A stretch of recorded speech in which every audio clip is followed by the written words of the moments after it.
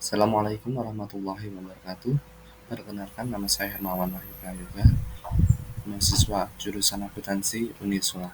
Di sini saya akan mempresentasikan mengenai aset tetap berwujud. Definisi dari aset tetap berwujud berdasarkan PSAK 16 paragraf 6.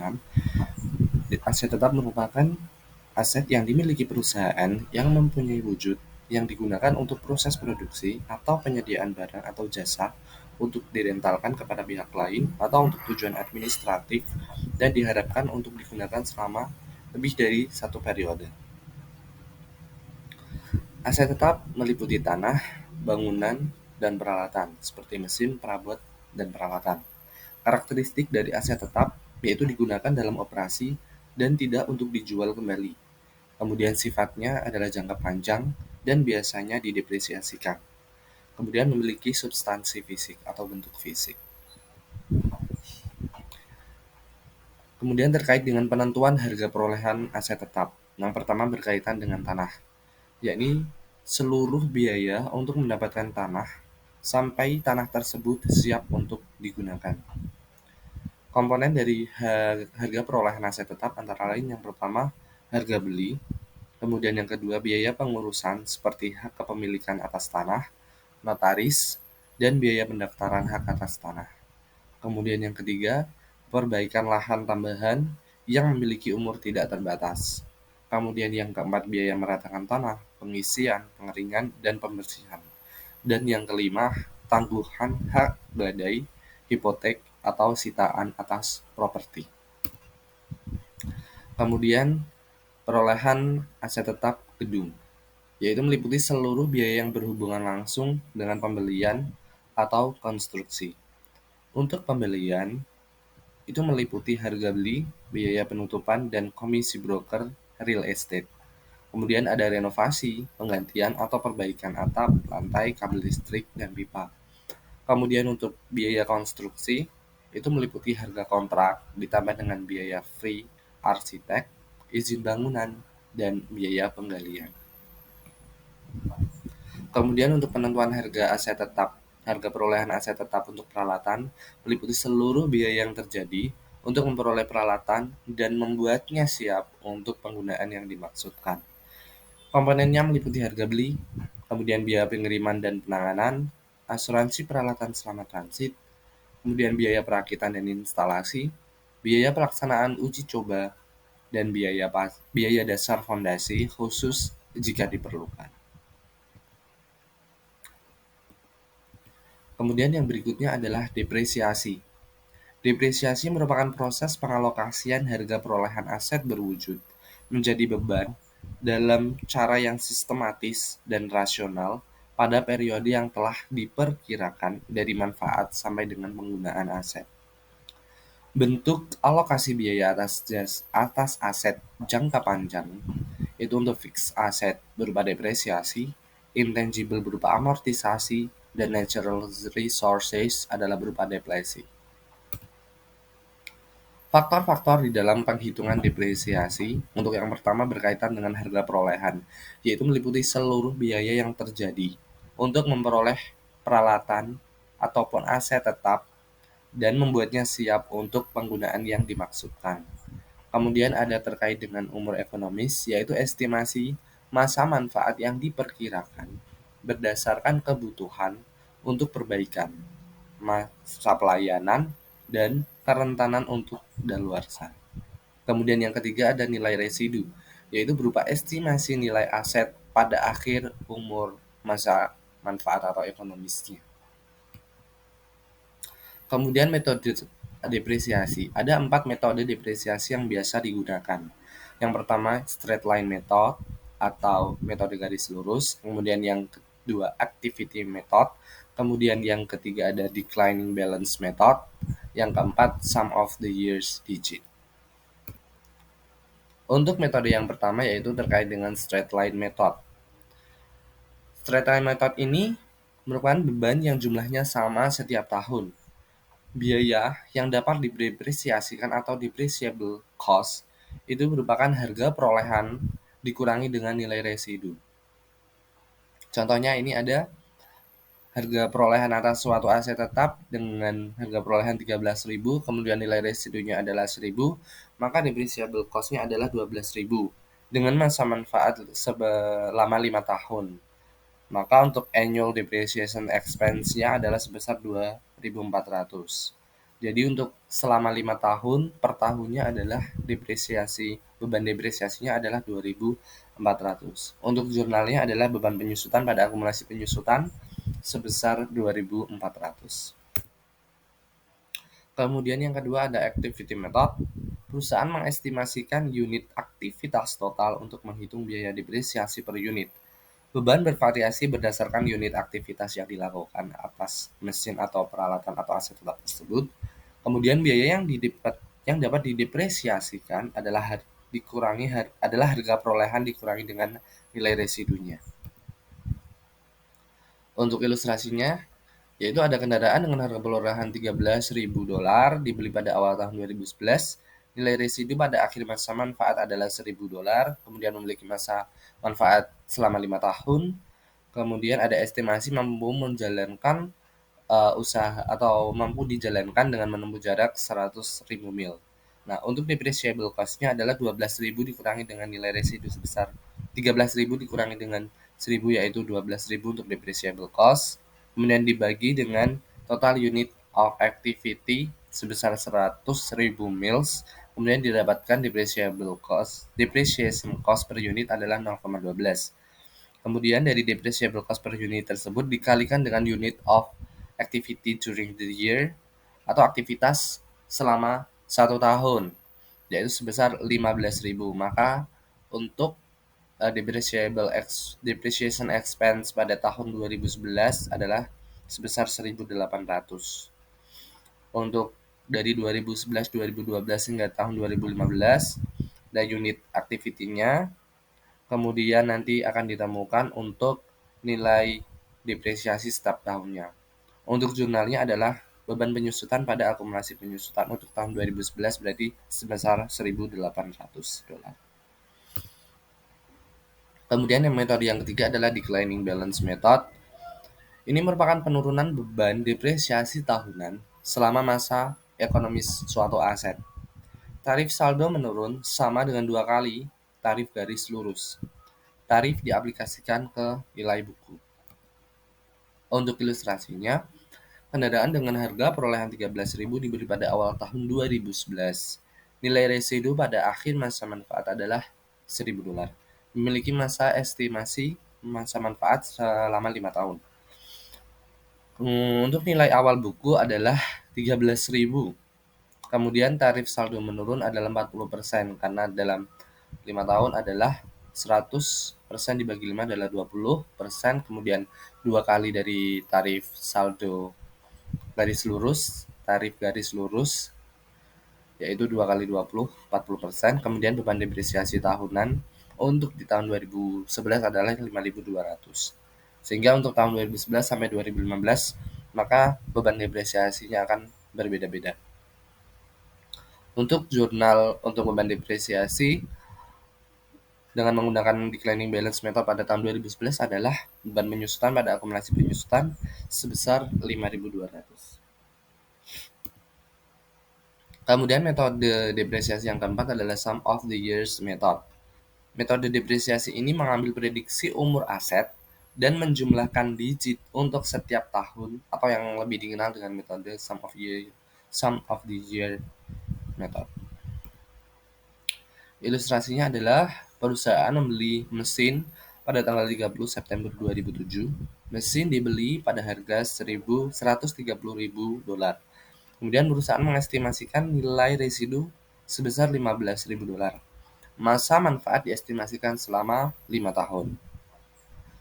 Kemudian untuk depreciable base pada tahun 2007 berasal dari $130.000 dikurangi dengan $15.000. Kemudian 5/15 didapatkan dari penjumlahan 1 sampai dengan 5 tahun kelima, kemudian didapatkan annual expense-nya sebesar 35.000. Karena pada tahun 2007 itu baru dari tanggal 30 September sampai dengan 31 Desember, maka untuk tahun 2007 hanya ada 3 bulan, yaitu 3/12. Maka didapatkan depresiasi sebesar 8.750. Maka untuk jurnal pada tahun 2011 adalah beban penyusutan pada akumulasi penyusutan sebesar 8.750. Kemudian untuk penarikan aset tetap, di sini terbagi menjadi 3, ada penghentian, penjualan, dan pertukaran. Pencatatan penarikan aktiva aset tetap atau aset tetap dilakukan dengan mendapat akumulasi depresiasi dan mengkredit aktiva tetap. Selisih yang timbul dari kedua akun tersebut dicatat sebagai laba atau rugi penarikan aktiva tetap. Contoh ilustrasinya adalah sebuah mesin dengan harga perolehan sebesar 200 juta rupiah dengan akumulasi depresiasi sebesar 100 juta rupiah diberhentikan dari pemakaian karena rusak dan tidak ada transaksi lainnya. Jurnal dari kasus tersebut adalah akumulasi depresiasi mesin sebesar 100 juta dan rugi penarikan mesin sebesar 100 juta di debit. Kemudian di bagian kredit kita mengkreditkan mesin sebesar 200 juta. Jika mesin yang ditarik tersebut dijual dan diterima kas sebesar 50 juta, maka di jurnal seperti ini. Akumulasi depresiasi mesin sebesar 100 juta, kemudian kas yang diterima sebesar 50 juta, dan rugi penarikan aset sebesar 50 juta di bagian debit, dan di bagian kredit kita mengkreditkan mesin sebesar 200 juta rupiah. Kemudian jika mesin yang diberhentikan ditukar dengan mesin baru dengan harga perolehan sebesar 325 juta dan kas yang ditambahkan sebesar 200 juta, maka jurnalnya adalah mesin baru di bagian debit sebesar 325 juta, kemudian ada akumulasi depresiasi mesin sebesar 100 juta di bagian debit. Untuk di bagian kredit, kita mengkreditkan mesin yang lama sebesar 200 juta, kemudian kas yang dikeluarkan sebesar 200 juta, dan ada laba atas penarikan aset tetap tersebut sebesar 25 juta. Kemudian penambahan selama masa pemakaian aktiva tetap. Di sini ada 2 jenis untuk pengeluaran selama masa pemakaian aktiva tetap. Yang pertama yaitu capital expenditure, di mana ini menambah nilai aktiva tetap. Pada kasus ini ada 3 hal, yaitu bisa menambah umur ekonomis aktiva tetap, kemudian menambah nilai manfaat aktiva tetap, dan yang ketiga yaitu nilainya material. Kemudian untuk revenue expenditure itu hanya dibebankan atau menambah biaya. Hal ini terjadi jika tidak memenuhi kriteria seperti capital expenditure. Untuk ilustrasinya, sebuah kendaraan dengan harga perolehan sebesar 300 juta dengan akumulasi penyusutan atau depresiasi sebesar 150 juta mengalami kerusakan dan diperbaiki dengan biaya sebesar 30 juta. Biaya perbaikan tersebut dianggap material, maka jurnalnya adalah kendaraan sebesar 30 juta di debit dan kas sebesar 30 juta di kredit. Kemudian jika karena perbaikan tersebut umur ekonomis kendaraan bertambah, maka jurnalnya akan menjadi seperti ini. Untuk akumulasi depresiasi kendaraan sebesar 30 juta di debit dan kas sebesar 30 juta di kredit. Kemudian yang selanjutnya yaitu berkaitan dengan perubahan umur ekonomis. Perubahan umur ekonomis ini akan berdampak pada perhitungan biaya depresiasi. Perhitungan biaya depresiasi yang berubah bisa dilakukan untuk seluruh umur ekonomis sejak aset tersebut diperoleh ataupun periode yang belum dilalui saja. Ilustrasinya, yaitu kendaraan dengan harga perolehan sebesar 400 juta rupiah memiliki umur ekonomi selama 8 tahun dengan taksiran nilai sisa sebesar 40 juta rupiah. Pada akhir tahun ke-6, aset tetap atau kendaraan tersebut mengalami kerusakan dan diperbaiki dengan biaya sebesar 30 juta rupiah. Akibat perbaikan ini, Umur ekonomis mesin bertambah selama 1 tahun. Metode depresiasi yang digunakan adalah metode garis lurus. Depresiasi sebelum perbaikan tidak dilakukan revisi. Maka untuk perhitungannya, akumulasi depresiasi, kita menghitung akumulasi depresiasi terlebih dahulu sebelum adanya perbaikan. Maka 6 tahun selama berjalan itu dibagi dengan 8, dikalikan 400 juta, harga perolehan dikurangi dengan nilai sisa sebesar 40 juta, maka diperoleh akumulasi depresiasi dari tahun pertama sampai dengan tahun ke-6 adalah sebesar 270 juta rupiah. Kemudian maka didapatkan nilai buku sebelum adanya perbaikan, yaitu nilai perolehan sebesar 400 juta dikurangi dengan akumulasi depresiasi sebesar 270 juta, maka didapatkan nilai buku sebesar 130 juta. Kemudian dilakukan adanya biaya perbaikan sebesar 30 juta, maka didapatkan nilai buku sebesar 160 juta. Umur ekonomis setelah adanya perbaikan bertambah 1 tahun, sehingga sisa masa manfaat aset tersebut bertambah dari 2 tahun, bertambah 1 tahun menjadi 3 tahun. Kemudian depresiasi per tahun setelah adanya perbaikan dihitung sebagai berikut, maka 160 juta dikurangkan dengan nilai residu yaitu 40 juta dan dibagi 3 tahun, sehingga didapatkan depresiasi per tahunnya adalah sebesar 40 juta rupiah. Jika depresiasi sebelum perbaikan dilakukan revisi, maka perhitungannya juga akan berbeda. Harga perolehan awal adalah sebesar 400 juta. Kemudian biaya perbaikan 30 juta. Kemudian nilai buku setelah perbaikan ditambahkan menjadi 430 juta rupiah. Untuk jumlah umur ekonomis menjadi 9 tahun. Maka depresiasi per tahunnya akan menjadi 430 juta dikurangi dengan nilai residu sebesar 40 juta dibagi dengan 9 tahun. Maka didapatkan depresiasi per tahun sebesar 43 juta 333.333,33 rupiah. Kemudian nilai buku sebelum perbaikan yaitu 400 juta dikurangi dengan 270 juta didapatkan 130 juta. Kemudian nilai buku setelah perbaikan dan depresiasi direvisi.